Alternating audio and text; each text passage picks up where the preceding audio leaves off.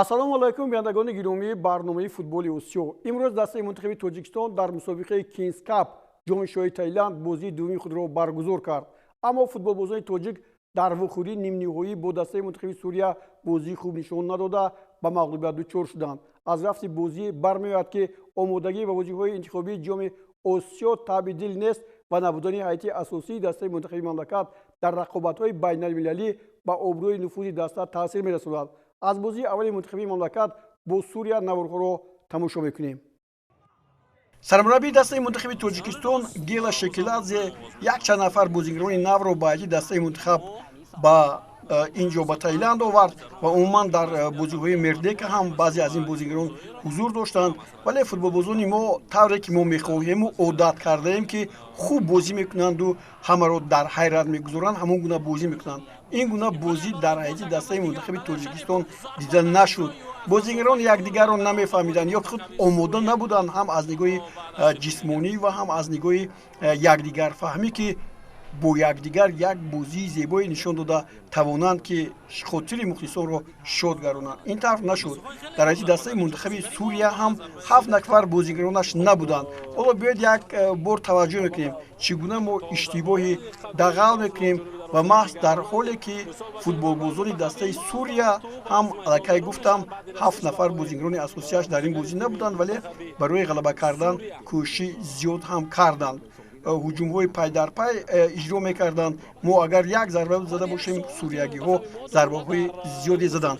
чун ин бозиҳо дар рӯзи федератсияи футболи умумиҷаҳонӣ мегузарад, бояд дастаҳо барои ба бозиҳо ҳарчанд байналмилалӣ ҳастанду масалан расмӣ нестанд, футболбозошонро ҷавоб диҳанд, то ки мухлисон аз бозии онҳо лаззат баранд. ҳоло биёед Манучер Сафаров иштибоҳ мекунад ва футболбозони дастаи мунтахаби Сурия ҳисобро боз мекунанд. дақиқаи 35 Муҳаммад Усмон аст ки инҷо бо як кӯшиши хеле хубаш дарвозаи дастаи мунтахаби тоҷикистонро рахна кард ва Олег Баклов ҳам дар ин баробар дар ҳайати дастаи мунтахаби мо ки бори аввал даъват шуду инҷо иштирок кард, голи аввалинро аз дарвозааш берун меорад.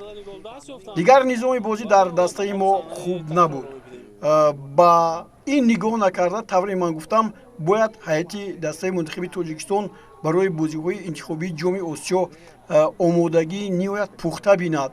инҷо мо аллакай шӯълаи наве афкандем, таҳаввулоте дар футболи осиё ворид кардему дар ҷоми осиё 2023 ё 24 ки ин сол гузашт, ҳамаро бо бозии зебоямон мафтун кардем ва инҷо мухлисони зиёде ҳам ба инҷо омаданд, ба ин варзишгоҳ ки тақрибан 15 000 бозии дастаи мунтахаби тоҷикистонро бо Сурия тамошо кунанд. бозиҳо дар Таиланд ҳаст ва инҷо на суриягӣ буду, на аз Тоҷикистон. дар натиҷа футболбозони дастаи мунтахаби тоҷикистон бо ҳисоби 1-0 мағлуб шуданд, вале ин боз дар чекан ҳам набуд ки мо гӯем ки дастаи мунтахаби мо аз дастаи мунтахаби Сурия бисёр бозӣ заифтар дошт. аммо дар ҳоле ки метавонистем бо онҳо баробар бозӣ кунем, аммо натавонистем ва ин вохӯрӣ баъди бохтамон ба мо танҳо муяссар шуд ки барои ҷои сеюм иштирок кунем, яъне мубориза барем ва ба ин бозиҳо омодагиаморо беҳтар бибинем.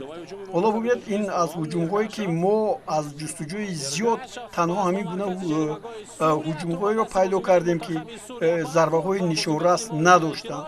яъне бозии дастаи мунтахаби тоҷикистон дар муқобили дастаи Сурия хуб набуд.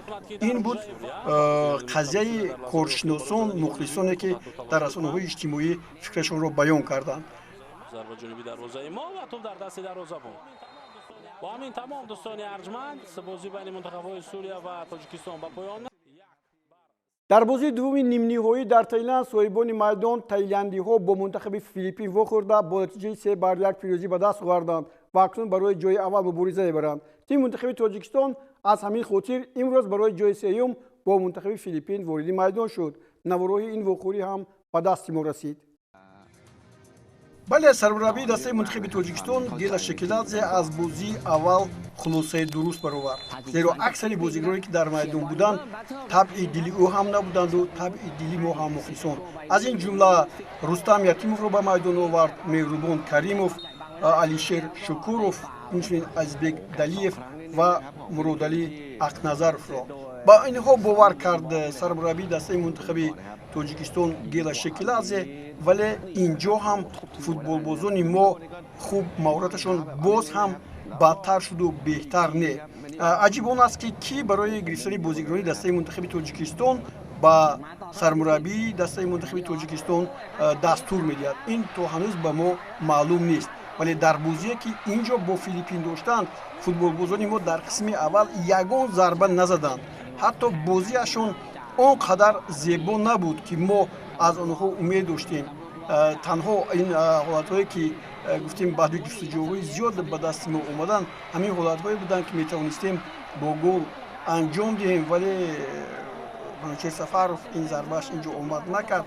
ва аз тарафи дигар мо дидем Шукуров ҳам метавонист зарба занад, аммо зарбааш дуруст наомад.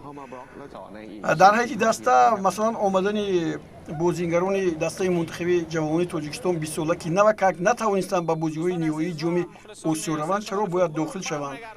Салоҳиддин Иргашев инҷо, Абубакр Сулаймонов инҷо, Баракатулло Неъматуллозода ва чанд нафари дигар ки дар ин ҳайат буданд. ҳоло ки бозигарони ботаҷриба аз инҳо дида бештар Муҳаммадҷон Раҳимов буд ё дигар бозигароне ки дар ҳайати клубҳои футболи Тоҷикистон бозӣ мекунанд, онҳоро пешниҳод накардем. чаро чемпионати Тоҷикистон мегузарад, аз бозигарони беҳтарин мо истифода намебарем? Пас чемпионати мо барои он мегузарад ки мо дастаи мунтахабро омода кунем. ва ниҳоят бубинед, ин дақиқаи 50 дақиқаи маъзарат мехоҳам 47 аст ва дастаи мунтахаби Тоҷикистон аз Герет Стефан голи аввалро мегирад. дақиқаи 47 ва бинед ҳоло дақиқаи 57 боз ҳисоб тағйир меёбад. боз як зарбаи дигар аллакай инҷо Ҷефферсон Давид Табинас ҳисобро 2-0 мекунад. мо аз дастаҳои Филиппин новбаста ба он ки ҳайати асосии дастаи мунтахаби Тоҷикистон боз мекунад ё ки дастае ки аз бозигарони ҷавон таркиб ёфтааст, аз Филиппину инҳо қафон нестем, ҳеҷ гоҳ набудем. хуб буданд бозиҳое ки мо мағлуб шудем, аммо ба ин минволе ки ягон мубориза набошад, ин тавр мо мағлуб нашудаем. аз тарафи дигар бояд як чиз дигар бигузор ки дар бозиҳои ҷоми Осиё 2027 бозиҳои интихобӣ дастаи Сурия ва Филиппин агар ба гурӯҳи мо афтанд, чӣ мо мегӯем ки осонанд? ҳеҷ вақт. дар ҳамин дақиқаи 61 боз як голи дигар роҳи дарвозаи моро пайдо мекунад ва ин Зико Алкабалей аст. ин Зикои бразилиягӣ нест. ин як Зикое аст ки мо метавонистанд муҳофизатгарони мо пеши ӯро бигиранд ва ӯ ин голро назанад. яъне гуфтаниам ки дар бозиҳои интихобии ҷоми Осиё ки мо дар он ҷо ширкат меварзем, агар ҳамин Сурияву Филиппин ба гурӯҳи мо афтанд, пас инҳо дастаҳои пурзуртар ҳастанд. бояд мо эҳтиёт кунем.